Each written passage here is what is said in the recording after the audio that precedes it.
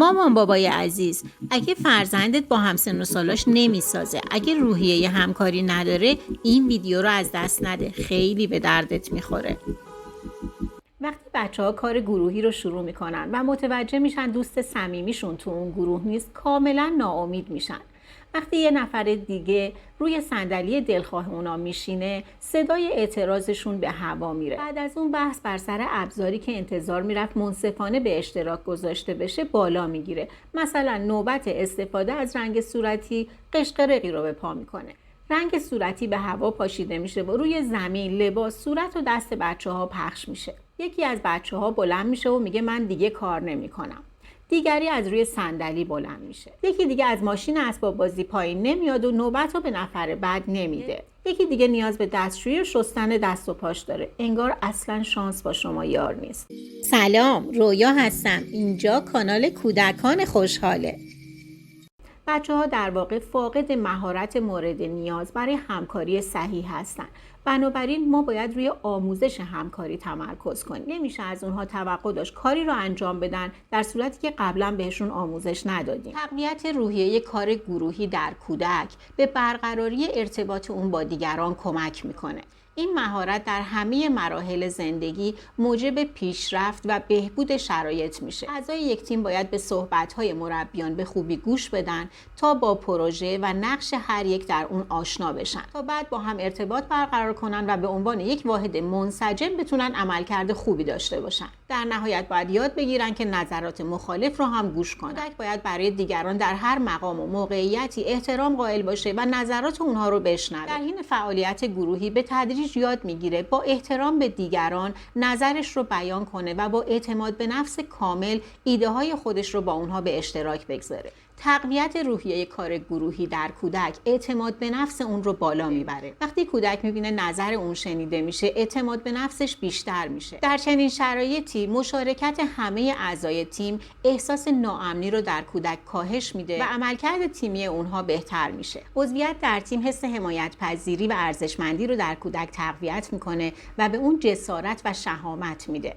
کودک در حین فعالیت تیمی یاد میگیره که در مقابل رفتارهای نامناسب و خشونت‌های فیزیکی و کلامی سکوت نکنه و با صدای بلند از همتیمی‌هاش دفاع کنه. ایجاد و تقویت روحیه همکاری در کودک مزایای فراوانی داره که عموماً بهش توجه نمیشه. وقتی کودک برای کسب هدف مشترک با همسالان خودش همکاری میکنه، مهارت‌های زیادی به دست میاره. از جمله توانایی کمک به دیگران، همتیمی خوبی بودن، به اشتراک گذاری آموخته‌ها، مهارت سازماندهی، صبر، رعایت نوبت، کنترل عواطف و احساسات و روحیه حمایت و پشتیبانی. بعضی از کودکان در سنین ابتدایی در رعایت قوانین مشکل دارند و همینطور فاقد مهارت بیانی و کلامی برای کمک خواستن از دیگران هستند. نکته مهم پیدا کردن راه حل و کمک به کودکان برای پرورش مهارت‌های ضروریه. با ارائه آموزش شفاف به کودک نشون بدیم که از اون چه انتظاری داریم. قوانین و روش کار از همون ابتدا مشخص بشه و با استفاده از آموزش‌های کوتاه و بخش‌بندی گام به گام جلو بریم. بعد از آموزش اصول منظورمون رو با اشاره به هر بخش نشون بدیم و دوباره آموزش رو تکرار نکنیم. بگیم حالا نوبت شماره 1، 2 یا غیر است. این کار علاوه بر منطق و مهارت، رعایت ترتیب، استقلال و اعتماد به نفس رو در کودک تقویت میکنه و اون متوجه میشه چه انتظاری داریم.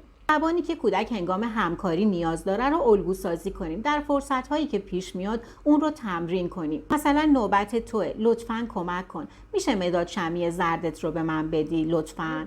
قبل و زمان همکاری کودکان با هم راهنمایی های لازم رو بهشون بدیم و از اونها کاملا پشتیبانی کنیم. تنها معلم نیست که میتونه به کودک کمک کنه. موقع گروه بندی 2 تا کودک که یکی خجالتی و دیگری با اعتماد به نفس بالاست رو با هم جفت کنیم تا روحیه حمایت رو در اون تقویت کنیم. تقویت روحیه همکاری در کودک اون رو از حباب فردی خودش خارج کنید تا به نیازهای دیگران توجه کنه و دستاوردهای اونها رو ببینه. برای این منظور به کودک آموزش بدیم اعضای خانواده و همتیمی‌هاش رو تشویق کنه و برای موفقیت و تلاش‌های اونها ارزش و احترام قائل باشه. فرض رو بر این قرار ندیم که کودک منظور ما رو میدونه. جملاتی مثل گوش کن و تمیز باش کافی نیست. باید مثلا به اون نشون بدیم که هنوز تکه خمیری روی میز مونده تا اون معنی کثیف و تمیز رو با تمام وجود درک کنه. ثبت نام در کلاس‌های رقص، ورزش‌های تیمی و کتابخوانی میتونه روحیه کار گروهی رو در کودکمون تقویت کنه. با شرکت در فعالیت‌های گروهی، فرزند دلبند شما ضمن گذراندن اوقاتی شاد و مفید، ارزش همدلی، همفکری و همکاری رو متوجه میشه. انجام این کار به ویژه در بهبود مهارت‌های اجتماعی کودکان تک فرزند خیلی موثره. برای ایجاد حس جامعه پذیری، موقعیت رو برای بازی‌های سرگرم کننده تیمی فراهم کنید. خیلی از شخصیت‌های کارتونی و سینمایی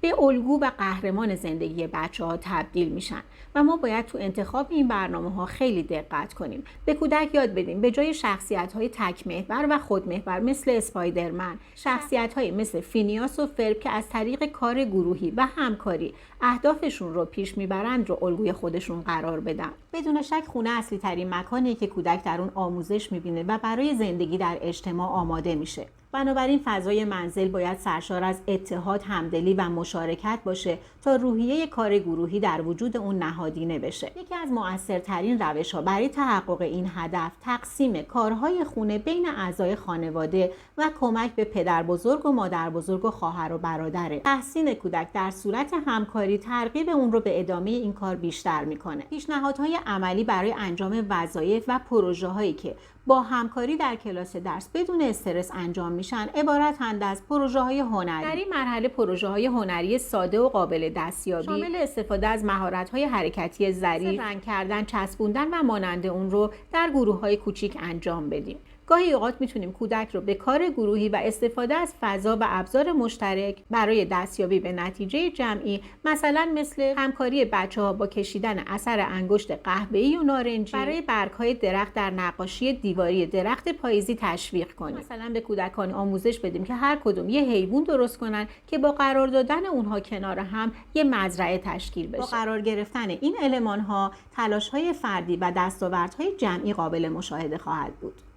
فعالیت‌های کلاسی مثل بازی‌های گروهی، آهنگ خوندن و گوش کردن به داستان کل کلاس حس اجتماع رو تجربه می‌کنه و نیاز به همکاری در زمینه گوش کردن، رعایت نوبت و امثال هم داره. صرف گوشسپاری به داستان یه تلاش جمعیه، اما میتونیم با استفاده از ماسک داستان رو دراماتیزه کنیم و این همکاری رو گسترش بدیم. خوندن ترانه‌هایی که ارزش‌ها رو گوشزد میکنه با همراهی نوازندگان که سازهای ساده‌ای مثل جغجغه و دایره زنگی میزنن باعث همکاری بین کودکانی که مهارت‌های مختلفی دارن میشه. با درخواست از کودک برای کمک به شما در مراحل مختلف مثل کمک به پدر یا مادر برای نصب تابلو روی دیوار، آوردن فنجون برای اعضای خانواده در هنگام صرف عصرونه، کمک به پدر یا مادر برای پوشیدن لباس در شرایطی که اصلا نیازی به این کمک ندارید، محیط حمایتی رو در خونه فراهم میکنه.